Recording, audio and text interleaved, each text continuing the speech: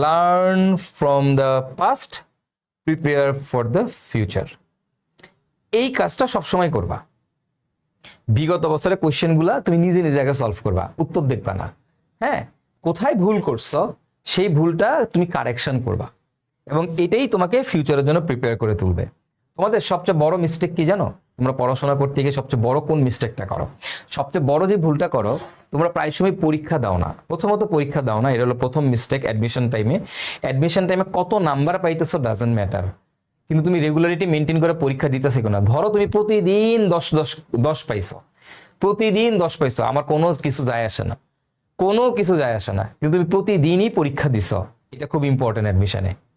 So কত number পাচ্ছি important না, প্রতিদিন এক্সাম দিচ্ছি কিনা এটা ইম্পর্টেন্ট। তো এই জন্য সবসময় পরীক্ষা দিবা, সবসময় পরীক্ষা দিবা অ্যাডমিশনে। ওকে, যেই ভুলটা তোমরা করো, পরীক্ষা দিয়ে এসে বাসায় এসে আর উত্তরগুলো মিলাও না।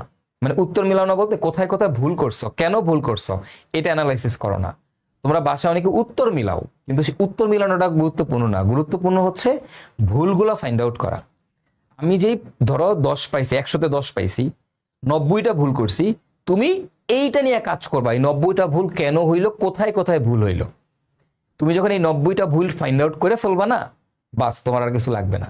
তো এইভাবে তুমি প্রতিদিন, 90 তো আর ভুল করে না মানুষ, তুমি প্রতিদিন যেই প্রশ্নগুলো পারবা না পরীক্ষা দিবা, যেগুলো পারবা না সেগুলো কি করবা, সেগুলো হচ্ছে তুমি নিজে নিজে বাসায় দেখবা যে কোথায় কোথায় পারি নাই।